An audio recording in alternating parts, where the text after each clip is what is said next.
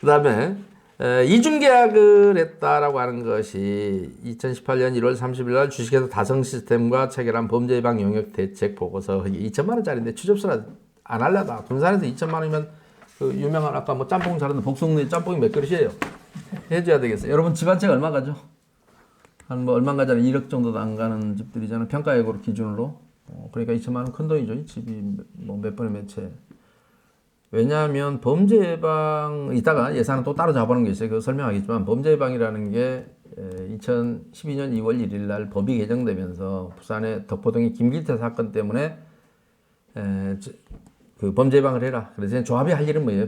도시정비법상 조합이 할 일은 CCTV를 달고 그 다음에 그 혹시 가로등 사각지대가 있으면 달아라. 근데 가로등은 두 가지예요. 우리 지방자치단체가 관할하는 가로등이 고 한전이 또 관할하는 가로등이 있어요. 근데 여러분은 그냥 그건 다르라고 그쪽에다 요청해 주면 돼요. 여기 사각지대 있어요. 그러고 그리고 CCTV도 지방자치단체에 달아놓은 것도 많고 경찰 방법용도 있고 그냥 교통 뭐 통제용도 있고 여러 가지 종류가 있죠. 근데 방법용 CCTV가 혹시 없는 데는 여러분이 추가로 사각지대 없이만 달면 되는데 재건축 지역은 뭐 별로 달 것도 없어요.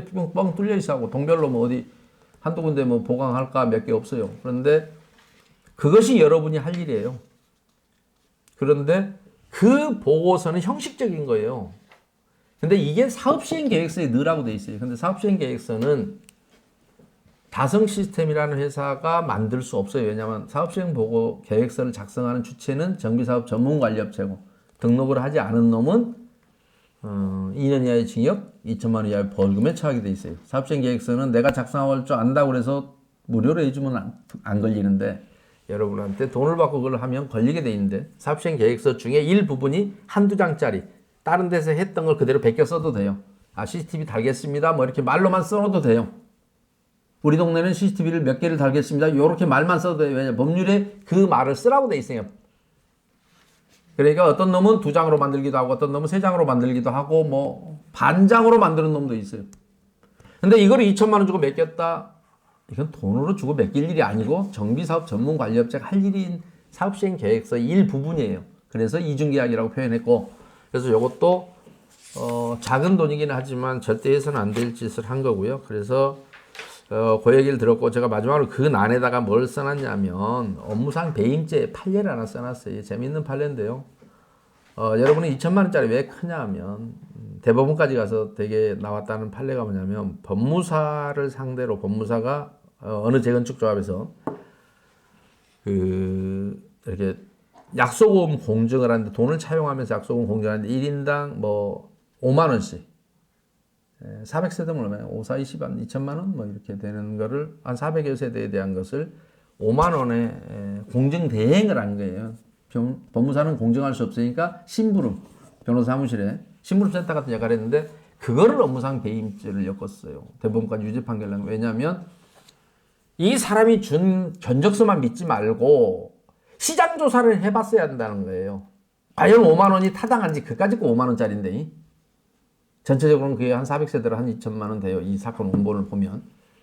근데 여러분처럼 단 한 건 페이지가 2장으로 만들어도 되고 3장으로 만들어도 되고 정비사업 전문관리업체가 만들어도 되는 일을 만들어야 돼. 그 업체만이 만들 수 있는 돈을 받고 하려면 유상으로 그런 법률상 제한이 있는 업무를 다성 시스템이라는 무자격 업체가 하면서 2천만 원 받아갔다.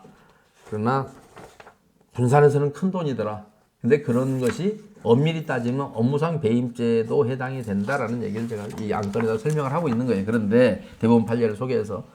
근데 제가 이렇게 설명하지만 꼭 안타까운 게 제가 단서 조건이 대한민국 경찰을 욕해서 좀 미안합니다만은 그들이 이런 수사를 업무상 배임, 재산죄에 관한 수사를 제대로 할 능력이 없어서 사실 기대하기는 어렵다라는 안타까움을 제가 많이 얘기를 해요. 근데 옛날에 검사들하고 얘기할 때는 이런 부분들 2018년도에 서울 북부지검이 건설비리 중점수사청으로 지정을 받으면서 제가 교육을 하고 그 다음에 수사 착수하려고 했을 때는 충분히 검사들이 이 부분을 이해했고 심지어는 그 검사가 이 판례를 저한테 알려주게 됐어요. 그 말씀 듣고나 제가 이런 판례 하나 찾았습니다. 그래서 내가 업무상 배임이 된다라고 그 부분을 반드시 수사하십시오 했을 때 심지어 이 5만 원짜리도 되는데 업무상 배임 자신 있습니다라고 해서 제가 그때부터 그 검사한테 사실은 이걸 받아서 그 뒤로는 그 판례를 소개하기 시작했습니다. 그런데 현재로서는 이런 부분에 대한 수사가 이루어지지 않아서 너무 답답하긴 한데 어쨌든 뭐 설명은 이걸로 이 왕건에 대한 설명을 드리겠습니다.